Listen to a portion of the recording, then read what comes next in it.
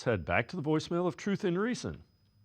All right, Dad, got a question for you. Do you really believe we're going to risk our number 2 pick for a QB? Because I don't. If the Titans do not draft Abdul Carter, we're going to get him. Because we're going to boost our D-line, an O-line, our running backs, and possibly get a QB just to fill out the roster.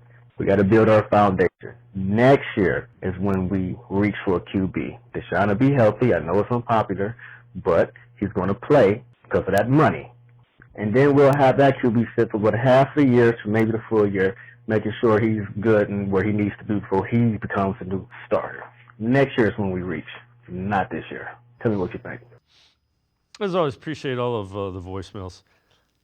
Scott, I get where the caller's going because you can't all, you might be, hopefully, you're drafting at 21, 22 next year, and then it would be a real reach for a quarterback. I don't dislike the idea of taking Abdul Carter at number 2 because I think that makes your defensive line elite, and I think you win with elite cores. The question is, man, who's playing quarterback? Well, yeah, I mean, I just can't get away from that. Yeah. I don't love the idea of kicking quarterback down the road. There's no guarantee you get. First of all, there's no guarantee next year's quarterback class is going to be better. In the age of NIL, you don't know who's coming, who's staying in college, who's coming out in the draft. The names that you hear that could be the first quarterback taken. There's question marks about those guys. There's no guarantee Arch Manning comes out, so you don't know that next year's class is going to be better. You don't know where you're going to be drafting.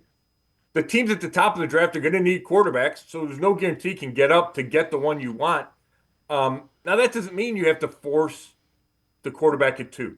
It doesn't, but it just means you can't say we're going to take Abdul Carter and ignore quarterback. Like, that can't be the solution. You have to try your veterans. You have to try with rookies, with draft picks.